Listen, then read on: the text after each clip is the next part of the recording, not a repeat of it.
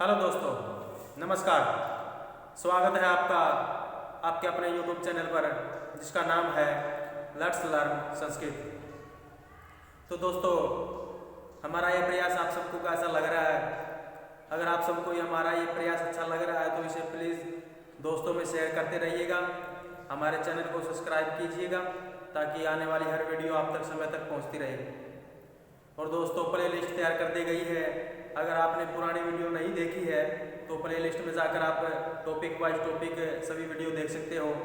और आप सबको पता है कि हम एस्टेट, टीजीटी, पीजीटी और एन स्टेट में आने वाली संस्कृत को कवर करते जा रहे हैं टॉपिक वाइज टॉपिक। और हमने पहले ही कहा था कि हम संस्कृत की ज़्यादा गहराई में नहीं जाएंगे, हम सिर्फ उतना ही करेंगे जितना हमसे पेपर में पूछा जाता है। ये तो ज्ञान है, ज्ञान तो हम नौकरी लगने के बाद भी लेते रहेंगे। ठीक है, सबसे पहले हमारा मेन जो मकसद है वो नौकरी पाना है। और दोस्तों, इसे दोस्तों में शेयर करते रहिएगा। आज हमारी अच संधि है जो ख़त्म हो जाएगी, फिर हमारी व्यंजन संधि शुरू होगी। आज अच संधि का एक अंतिम सूत्र है, उस सूत्र का नाम है इंद्रिय चय। इंद्रिय चय सूत्र क्या होता है, क्या इसकी प्रक्रिया होती है, ये सब आपको बताया जाएगा। और मैं फिर कह रहा हूँ कि दोस्तों में जितना हो उसके शेयर कीजिएगा। और कुछ पूछना हो तो कमेंट करके पूछ सकते हो, कुछ समझ ना आए तो आप कमेंट करके पूछ सकते हो। आपकी समस्या का उसी समय निवारण किया जाएगा। आज तबीयत भी ठीक नहीं है, इसलिए कि हमारा अंतिम जो अच संधि का सूत्र बचा हो उसे कवर करेंगे और कल से हम व्यंजन संधि शुरू कर देंगे। तो दोस्तों, आज हमारा सूत्र है इंद्रिय चय। इंद्रिय चय सूत्र ये है, इसकी एक कंडीशन होती है। ये कहता है कि यदि गो शब्द से परे, गो शब्द से परे इंद्र शब्द है तो गो के ओ को अवांग आदेश हो जाएगा। ये सूत्र कहता है कि यदि गो शब्द से परे इंद्र शब्द है तो गो में जो ओ है उसको अवंग आदेश हो जाता है। और अवंग आदेश होता है इंद्रिय चय सूत्र से। समझ गए? आपको पीछे दिखाई भी दे रहा होगा, जैसे इंद्रिय चय सूत्र है वही, और अवंग आदेश विधायक सूत्र है। साथ साथ में हमें हर सूत्र का ये भी पता होना चाहिए कि कौन सा सूत्र क्या है, क्योंकि कभी कभी एग्जाम में ऐसा भी पूछ लिया जाता है कि अवंग आदेश विधायक सूत्र कौन सा है। तो आपको अगर पता नहीं होगा तो फिर दिक्कत हो जाएगी। इसलिए हर सूत्र के बाद मैंने ये लिखवाया भी है हर वीडियो में। ये इंद्रिय चय सूत्र है और अवंग आदेश विधायक सूत्र है। ठीक है, उसके बाद इसका अर्थ है संस्कृत में गो अवंग सयाद इंद्रिय परे। गो ये षष्ठी का है, तो गो में यहाँ होता है कि गो को अवंग सयाद हो जाए, गो को अवंग सयाद मैंने हो जाए इंद्रिय परे। यहाँ पर अगर हम परे ना लिखे तब भी इंद्रिय से सप्तमी का बोध होता है, पता चलता है कि इंद्र के परे होने पर। और आपकी सहूलियत के लिए मैंने ये परे लिखवा दिया है। वैसे तो यहीं तक होता है ये, लेकिन आपकी सहूलियत के लिए परे लिखवा दिया है। इसका कहने का मतलब ये है कि गो शब्द से परे, गो शब्द से परे यदि इंद्र शब्द है तो गो को अवंग आदेश हो जाए। अब पूरे गो को तो अवंग आदेश होने से रहा, तो इस गो में जो ओ है, इस गो में जो ओ है उस ओ को अवंग आदेश हो जाता है। और इस सूत्र से होता है इंद्रिय चय सूत्र से। हिंदी में जैसे गो को अवंग आदेश हो जाता है यदि परे इंद्र शब्द हो तो। ठीक है, अब इसका उदाहरण है जो यहाँ पर गो प्लस इंद्र है, गो प्लस इंद्र है।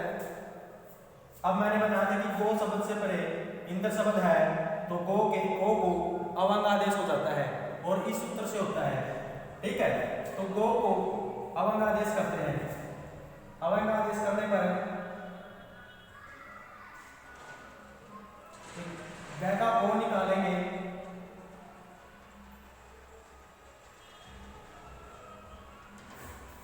गाय का ओ निकालेंगे तो यहाँ पर गाय आता रह जाएगा ये, ठीक है। व्यंजन में से अगर स्वर निकल जाता है तो हमेशा ही ज्यादा व्यंजन रहता है, ठीक है। अब इसके परे क्या है, इंद्र है, इंद्र। अब ये सूत्र कहता है इंद्रेच है कि गो से परे इंद्र हो तो ग के ओ को अवंगादेश हो जाता है। अब हम यहाँ पर अवंगादेश करेंगे ये इस सूत्र के द्वारा, ठीक है। तो ये ग यहाँ पर आता था, समझ रहे हो, इस तरफ ओ के स्थान पर अवंगादेश हो जाएगा।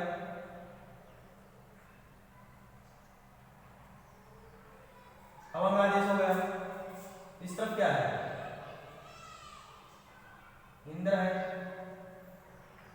सिर्फ इस गाय के ओ में ही कार्य होगा और कहीं पर कुछ कार्य नहीं होगा अवंग के लिए, यहाँ पर आदेश हो गया, ठीक है। अब ये गाय आता है, ये ऐ इसमें मिल जाएगा। और एक कल बताया था आपको पिछले वीडियो में टी संज्ञा, यहाँ पर अंतिम अच की टी संज्ञा होगी। अब अंतिम अच की टी संज्ञा हो गई, यानी कि अंतिम अच यहाँ पर व में ए है, व में ए है और ग।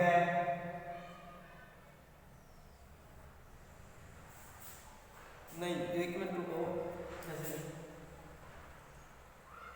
जैसे अवंग आदेश हो गया। अवंग में एक सूत्र होता है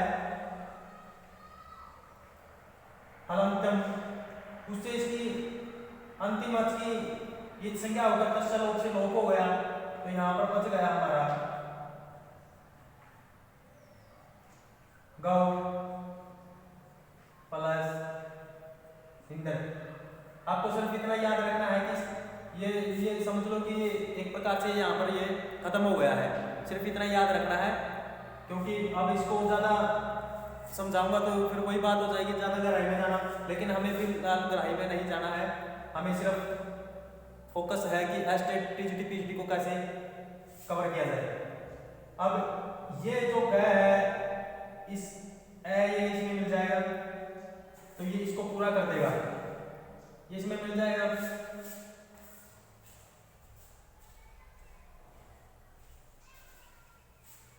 ये इसमें मिल गया, ये गाय पूरा हो गया, यहां पर बच गया हुआ है गौ। इस तरफ क्या है, इंद्र है, इस तरफ इंद्र है।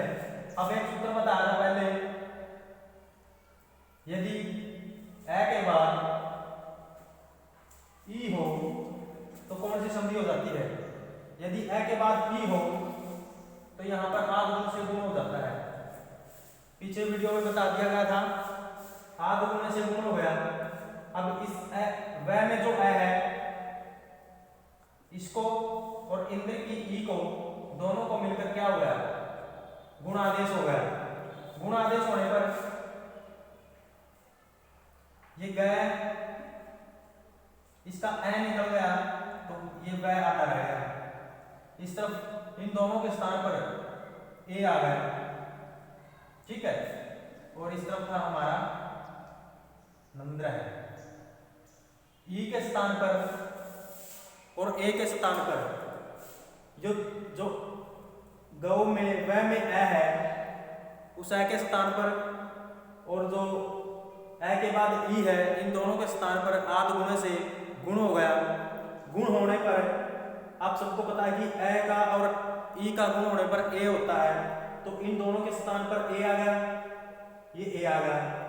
इस तरफ ई निकल गया था तो पीछे रह गया नंद्र है, नंद्र ये आ गया। अब इसको मिला दो,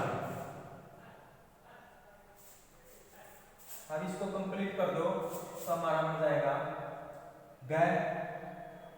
ये वह आता है, ये ए इसको पूरा कर देगा, इस तरफ ये जोड़ दो इसमें गविंदर, ये हमारा सिद्ध हो गया गविंद्र। अगर पूछना आए, समझना आए तो आप कमेंट करके पूछ सकते हो।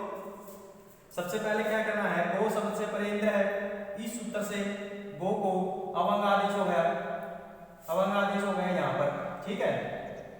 इंद्र पर है, तो इस ग की ईट से क्या होगा, लोप हो गया, समझ लो कि ये यहाँ से खत्म हो गया। अब ग ये आता है, ये इसको पूरा कर लेगा, पूरा करने के बाद गौ प्लस इंद्र। अब एक ये कंडीशन हो गई आध गुणा सूत्र की। आध गुणा सूत्र की कंडीशन होने पर यहाँ पर ए है, इस तरफ ई है, इन दोनों को ए हो गया, यहाँ से ए निकल गया, व आता रह गया, यहाँ से ई निकल गया, नंदरा रह गया, और ए और ई के स्थान पर ए हो गया। तो ये कंडीशन यहाँ पर बन गई गौ ए प्लस इंद्र। अब इस व को ये पूरा कर देगा, यहाँ पर गवे पीछे नंबर है, तो गोविंदर हमारा सिद्ध हो गया। अब इसमें कुछ समझ ना आया हो तो आप कमेंट करके पूछ सकते हो। और हमारा ये अच संधि थी, अच संधि थी जो आज हमारी समाप्त हो चुकी है। अच संधि जिसे स्वर संधि भी कहते हैं, स्वर संधि भी कहते हैं। अब आगे हम व्यंजन संधि करेंगे। अगर इसमें कुछ समझ ना आए तो आप पूछ सकते हो, और एस्टेट में कैसे पूछेगा, कैसे पेपर में पूछे जाते हैं, इस पर ध्यान दो। या तो फिर आपको ये सूत्र दे देगा इंद्रेचय, और इसमें पूछ लेगा कि इंद्रेचय का उदाहरण बताओ, तो हमें बताना चाहिए कि इंद्रेचय का उदाहरण है ये गविंदर। समझ गए। इसके बाद ये उदाहरण दे सकता है और पूछ लेगा कि गविंदर किस सूत्र का उदाहरण है। ऑप्शन में 4 सूत्र मिलेंगे आपको, जिनमें एक ये मिलेगा, तो आपको पता होना चाहिए कि गविंदर इंद्रेचय का उदाहरण है। और ये हमारे अच संधि यानी कि स्वर संधि के भेद थे यहाँ तक, जो आज कंप्लीट हो गए हैं। आप इसका स्क्रीनशॉट ले सकते हैं।